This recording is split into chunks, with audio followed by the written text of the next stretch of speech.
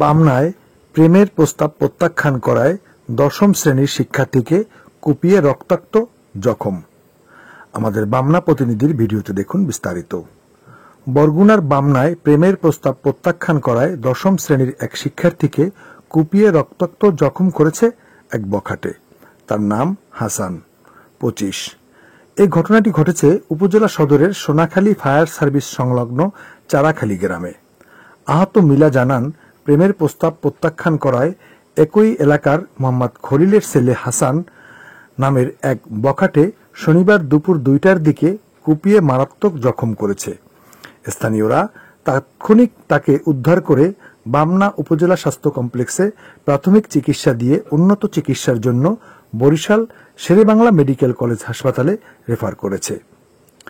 আহতর বাবা মিরাজ শিকদার জানান, তার মেয়ে বাসা থেকে দুপুর 2টার দিকে প্রাইভেট পড়তে বের হলে কোনো কিছু বোঝার আগেই হঠাৎ এসে বখাটে হাসান এলোপাতাড়ি পিটিয়ে ও কুপিয়ে মারাত্মক আহত করে পালিয়ে যায়। এ বিষয়ে বামনা থানার অফিসার ইনচার্জ তুষার কুমার মণ্ডল বলেন, এই ঘটনায় স্থানীয়রা তার বাবাকে থানা হেফাজতে দিয়েছেন। ভুক্তভোগীর পরিবার থানায় লিখিত অভিযোগ দায়ের করেছেন। তদন্ত করে আইনগত ব্যবস্থা গ্রহণ করা হবে। সবার আগে এসে আমার মাথায় বাড়ি দেওয়া হয়েছে, হাসান আগে এসে, তারপর আমি আমার সেন্স হারাই ফেলাইছি। সেন্স হারানোর পর আমার তেমন কিছু মনে নাই, কিন্তু এটুকু মনে আছে যে আমার আরো অনেকবার লাঠি বা কুড়াল দিয়ে আঘাত করছে।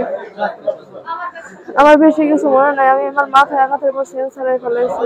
এই জন্য রাস্তা দাঁড়ানো ছিল, তারপরে যে তাকে এরকম অমানুষের মতো মারা হয়েছে, এটা আমরা দৃষ্টিকোণ বিচার চাই, সঠিক বিচার আমরা, এটা উচিত হয় না যে বিচার ও তো কিছু করে নাই, ও তো শুধু প্রাইভেটের জন্য দাঁড়াই আসলে না, ওর যে এরকম অবস্থা করছে সঠিক বিচারটা আমরা চাই।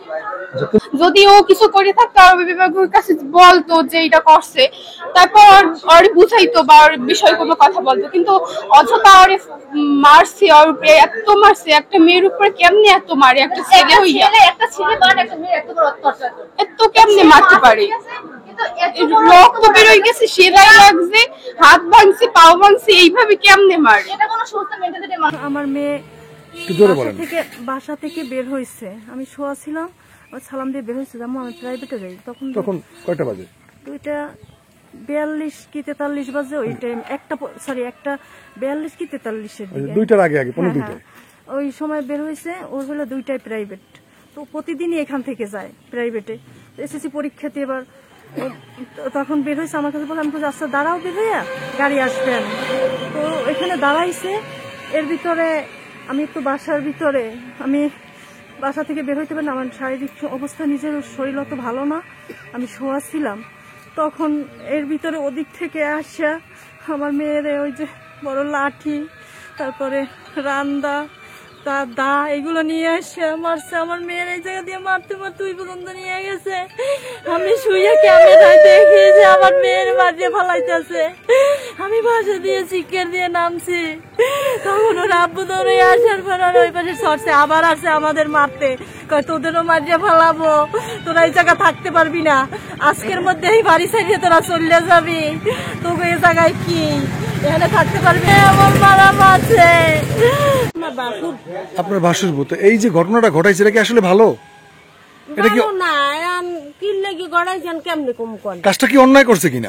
অন্যায় করছে, এতগুলো সেলাই, মাথায় 10টার মতো সেলাই লাগছে মেয়েটা। অন্যায় হইছে। একটা মেয়ে মানুষ, একটা শিক্ষার্থী, ওই দিন পরে এসএসসি পরীক্ষা দিবে, তাকে এরকম করা কি ঠিক হয়েছে? না, ঠিক হয় নাই মোটেও। এই জন্য কি তার বিচার পাওয়া উচিত কিনা? আছে, বিচার পাওয়া উচিত।